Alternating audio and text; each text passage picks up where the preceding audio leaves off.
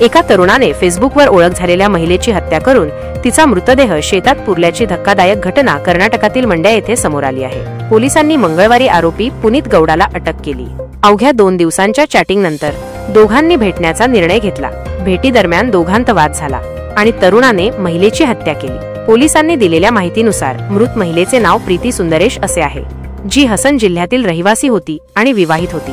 महिलेला 2 मुले देखील आहेत। आरोपी पुनीत गौडा हा मंड्या जिल्ह्यातील रहिवासी आहे आणि अभियांत्रिकी पदवीधर आहे, पण तो सध्या बेरोजगार आहे। दोघांची फेसबुकवर ओळख झाली आणि अवघ्या 2 दिवसांच्या चॅटिंग नंतर त्यांनी भेटण्याचा निर्णय घेतला होता।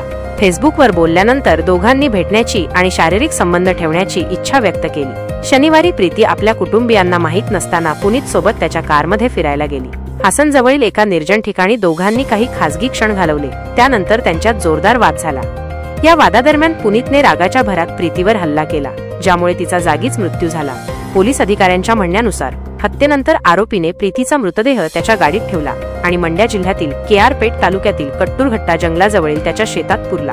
प्रीतीच्या बेपत्ता झाल्याची तक्रार तिच्या कुटुंबाने शनिवारी हसनमध्ये दाखल केली। त्यानंतर पोलिसांनी तपास सुरू केला आणि कॉल डिटेल रेकॉर्ड आणि फेसबुक मेसेजद्वारे पुनीतपर्यंत पोहोचले। पोलिसांनी सांगितले की चौकशी दरम्यान आरोपीने कबूल केले आहे की प्रीतीने त्याला शारीरिक संबंध ठेवण्यासाठी पैसे देऊ केले होते, परंतु त्याने नकार दिल्याने दोघांमध्ये भांडण झाले, ज्याचे रूपांतर शेवटी हत्येत झाले। बुधवारी मंड्या पोलिसांनी आरोपीला त्याने मृतदेह पुरलेल्या ठिकाणी नेले। पोलिसांनी मृतदेह ताब्यात घेतला आहे आणि तो पोस्टमॉर्टमसाठी पाठवला आहे आणि प्रकरणाचा पुढील तपास सुरू आहे।